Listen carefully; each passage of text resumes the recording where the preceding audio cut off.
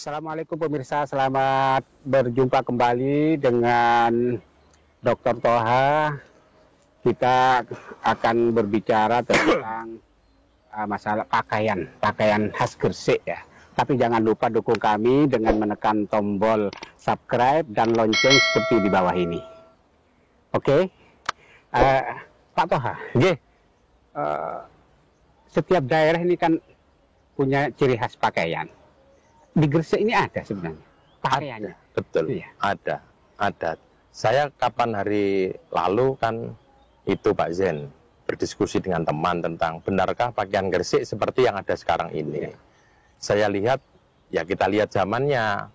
Kalau zaman dulu, ketika yang saya tahu, pakaian Gresik itu nggak kayak pakaian yang dipakai oleh pejabat atau masyarakat Gresik ketika memperingati hari jadi Gresik itu. Nah, biasanya kan yang sekarang dipakai kan baju putih, kemudian apa namanya? Ada sarungnya, terus ya. di bawahnya celana. Jadi gini, kenapa kok itu baju putih? Putih itu kan zaman dulu itu kan khas bajunya amtenar, Pak. Amtenar itu bahasa sekarang itu baju abdi negara. Cuma itu bahasa Belanda kan amtenar. Mesti putih warnanya dan atasnya pakai topi putih kan gitu kan, atau kalau pakai blangkon sih bebas batik juga, tapi umumnya biasanya kalau sinder juga putih, gemang putih, adipati putih, tumenggung putih, sehingga itu kan tradisi amtenar dulu yang warnanya putih kan begitu ya.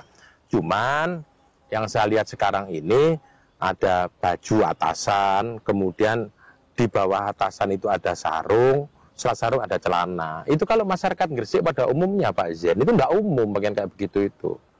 Dan bahkan saya melihat foto-foto yang lampau, saya lihat, saya kok belum menemukan di Gresik itu masyarakatnya kayak begitu. Tapi tentunya saya justru berharap para pirsawan ini yang bisa menunjukkan kepada saya punya fotonya Pak, ini ada. Tapi belum ada yang menunjukkan ke saya. Rata-rata itu di Gresik itu dulu ya, memang sarung, kemudian dikasih atasan itu bajunya itu sininya tanpa marset, lebar, kemudian bawahnya itu dipotong tidak lancip kayak baju jas begitu. Saya punya contohnya dan beberapa foto yang saya saksikan di Gresik itu begitu Pak Zen. Tapi warnanya itu tidak harus putih kalau masyarakat. Kalau putih itu kan amtenar memang. Iya. Amtenar. Bisa batik gitu. Kalau atasan itu yang saya lihat di Gresik, atasan biasanya polos. Atau kalau ada garis-garis ya garis-garis liris-liris halus gitu. Tapi bawahnya bukan sarung tenun yang sering saya lihat, tapi sarung batik. Lah, bawahnya sarung batik. Batik, iya. Celana? Enggak, ya itu yang saya maksud. Enggak pakai celana, ya sarung. Ya, sarung itu. Iya, sarung dari batik, kemudian atasannya itu kain biasa, kemudian enggak pakai celana bawahnya, artinya bukan celana dalam, celana-celana panjang itu nggak pakai gitu lah. Jadi kalau saya lihat sekarang itu nggak umum di Gresik itu. Tapi kenapa kok kemudian muncul busana itu, Pak Zen? Mungkin karena ini pengaruh dari Surabaya. Surabaya kan begitu. Ya. Habis baju semacam beskap, kemudian dikasih sarung, bawahnya dikasih celana. Cuman bedanya sarung Surabaya itu kan sarung batik, yang cenderung warnanya merah. Kemudian atasnya udeng. Iya. Nah, kalau Gresik kan nggak udeng, kopya. Kopya. Nah, kemungkinan menurut saya Gresik itu kan punya hasil kerajinan yang itu memberikan income besar ya. Sehingga kopya itulah kemudian yang menggantikan udeng kan gitu. Dan udeng itu sangat tua. Dulu orang tua-tua di Gresik itu nggak pakai kopya, Pak Zen. Lebih dulu udeng. Udeng. Jadi udeng itu sebelum ada kopya, bahkan kiai-kiai sepuh pernah cerita kepada saya, ayahnya beliau itu kalau pergi ke Jumatan pakai udeng, pakai iket. Beda Pak Zen, udeng dan iket beda. Kalau udeng itu kan kayak Madura itu, tinggal masang, serobokkan tapi kepalanya terbuka. Ya. Nah, tapi kalau iket itu ditali. Ditali. Nah, kemudian ditalikan di belakang itu, iket itu namanya iket. Lah, orang tua-tua dulu di Gresik itu Pak Zen, itu kalau berangkat sholat Jumat itu pakai iket, nggak pakai kopya. Waktu itu memang kopya belum populer ya di Gresik ya. Jadi pakai iket itu biasa. Dan yang membedakan orang itu kalau sudah haji atau tidak, ketika belum haji, orang Jumatan itu pakai iket. Tapi kalau orang sudah haji itu biasanya pakai sorban. Dulu itu begitu. Sorban yang diikat? Iya, sorban. Kan beda. Kalau ikat itu batik. Ya. Kalau sorban itu kan khas biasanya kain yang dari Timur Tengah. Kan itu kan ada warnanya hijau, warnanya apa. Ya kayak yang dipakai foto-foto yang ada semacam gambar-gambar wali itu loh. Lukisan wali-wali itu. Nah, ya itu. Jadi Sebenarnya kopiah itu dulu itu ketika dulu di Gresik itu tidak populer kopiah itu kan begitu. Kalau sekilas dilihat yang biasa dipakai pada saat hari peringatan Hari Gresik itu kayaknya mirip Melayu malah. Iya, ya mungkin karena menjadi komoditi yang luar biasa kopiah itu, sehingga kemudian kopiah ini dijadikan tutup kepala. Bedanya kita dengan Melayu itu kan satu, Pak Zen. Kalau Melayu itu sarungnya menumpuk di baju, kalau Gresik itu kan sarungnya ditutup baju, kan gitu. Bedanya kan di situ. Beda lagi, kalau Melayu cenderung kainnya itu kain yang tipis, kalau di situ kan kainnya kain tebal kalau di sini tuh kayak semacam jas gitu kan. Melayu kan tidak, jadi kayak celana ikhram gitu kan, celananya juga kain tipis, bajunya juga kain tipis. Kita lihat Tun Mahathir kalau baju gitu kan semua kainnya tipis dan kainnya itu sewarna gitu loh.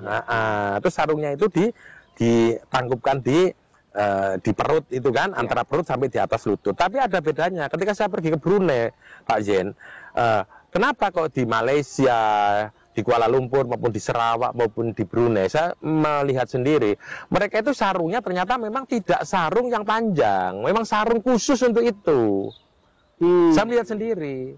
Bahkan waktu di Brunei saya mau beli tapi harganya mahal lah. Jarang saya pakai, untuk apa? Waktu itu saya tanya harganya 500 Pak Jen. Jadi sarungnya itu memang agak tipis, tidak sarung panjang kayak orang mau sholat itu. Jadi memang khusus sarung itu. Oh memang khusus. Iya. Kalau ini kan sekarang yang misalnya di Indonesia ini cuma dilipat gitu aja.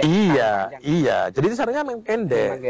Nah kalau sarung itu besar Pak Yen, terus kemudian dipakai, itu bundelannya kan besar jadi, kan sarungnya panjang kan gitu. Kan sarungnya panjang. Jadi bundelannya gede. Nah, orang Malaysia kenapa kalau bundelannya juga ideal? Karena sarungnya pendek. Gitu. Jadi tidak sampai kaki sarung itu memang. Saya sudah melihat sendiri waktu di Brunei itu. Dan memang bagus. Khas sarung untuk itu gitu loh. Jadi untuk yang ini pakaian wanita. Nah, kalau wanita itu tidak jauh berbeda dengan Surabaya ya. Ada jarit biasa. Orang Gresik bilang nggak jarit, sewek.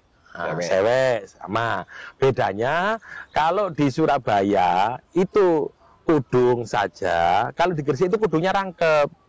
Pertama kudung biasa, kudung panjang itu, yang kedua kudung sarung. Jadi kudungnya itu double. Artinya menunjukkan bahwa Gresik itu kesantriannya lebih dibandingkan kabupaten lain. Terbukti sampai kerudungnya aja satu nggak cukup. Iya. Dirangkep dua. Menutup aurat. Iya, itu maksudnya menutup aurat. Sehingga jangankan wajahnya nggak tertutup, tangannya sudah masuk di kudung. Bahkan kadang-kadang orang tua-tua dulu, mungkin seangkatan mak saya yang saya tahu, itu kalau beli apa-apa cukup dimasukkan kerudungnya, nggak pakai tas, kan gitu. Jadi misalkan beli gula seperempat gitu ya di toko sebelah, cukup dimasukkan kerudung, nggak tahu. Tetangganya kadang-kadang tanya, tuh mbak kenapa nduk, gitu. Artinya tanya beli apa gitu. Panggilannya juga khas Gresik itu. Kalau orang umum nyeluk jeng gitu, sini nduk, nduk berarti namanya sih nduk Solihah, nduk Mariam gitu. Kalau bahasa sekarang kan Jeng Mariam kan gitu kan, Jeng Ida, kalau Nduk Ida kan gitu. Jadi beda panggilannya itu kan gitu kan. Itu apa cuma di Gresik atau di Lamongan apa? Beda lagi. Justru itu memang khas Gresik. Jadi kudung sarung itu khas Gresik. Mungkin kalau kita mencari padanan Pak Zaini yang pakai kudung sarung itu Aceh malah. Aceh itu malah pakai ada kudung sarung. Ya mungkin karena Aceh juga santri, dicap Serambi Mekah kan.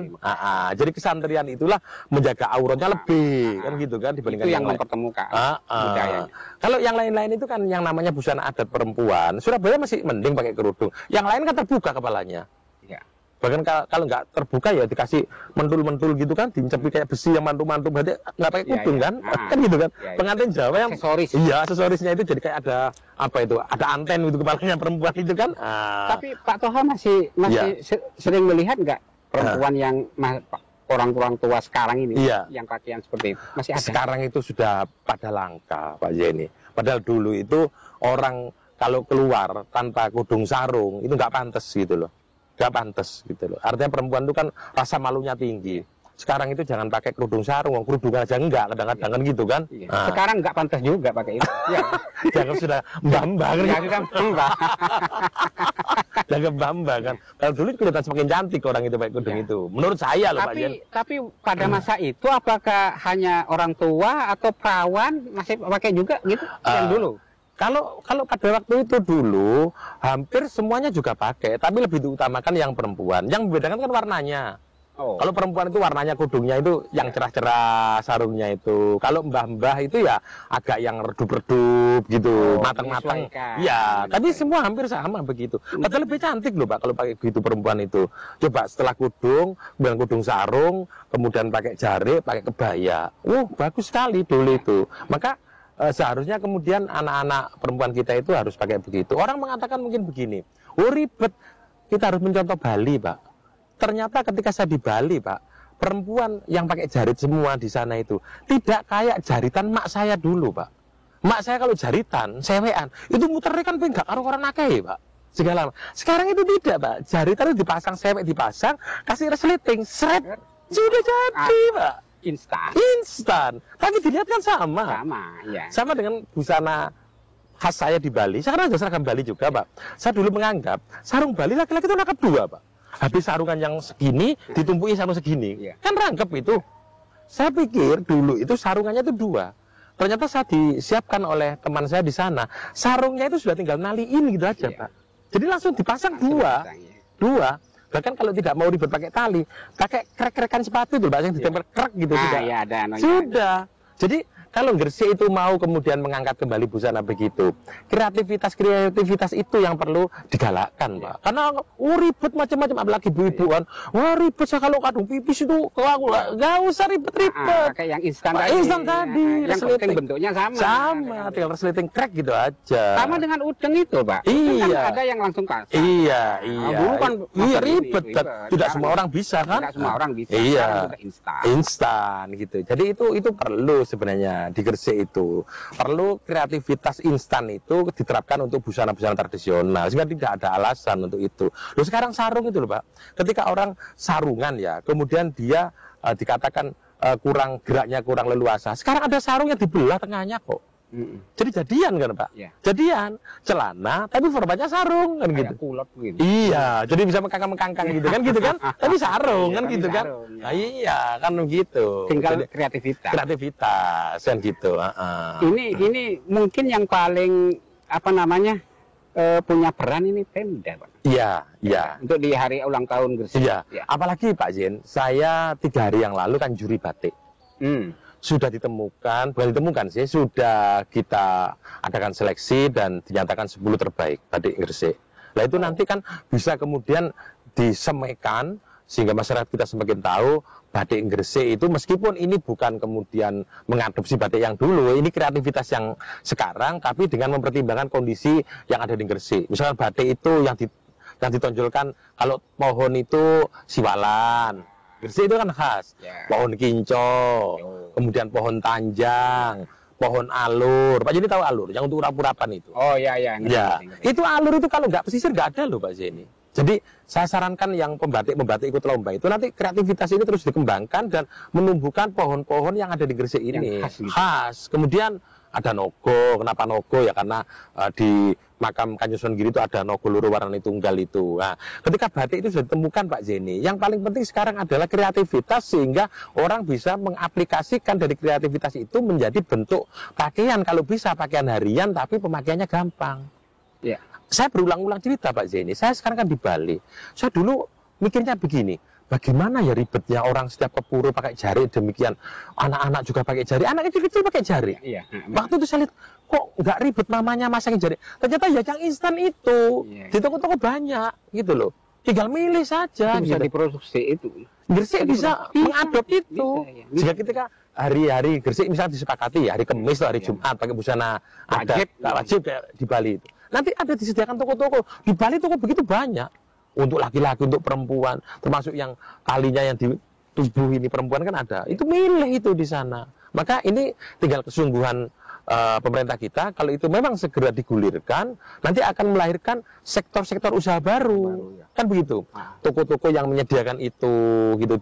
Sehingga tidak kemudian ini hanya kayak semacam seremunda setelah itu enggak, tapi hari tertentu harus pakai itu. Kan begitu. Nah, jadi batik Gresik juga jalan, kreativitas masyarakat yang jahit-menjahit model itu juga berjalan, kan begitu. Terus kita semakin merasa oh ini Gresik banget. Dan kita bangga, Pak. Kita bangga betul. Karena punya ciri khas itu. Iya, karena Lamongan juga sudah apa namanya melaunching busana adatnya dia setiap hari apa gitu juga.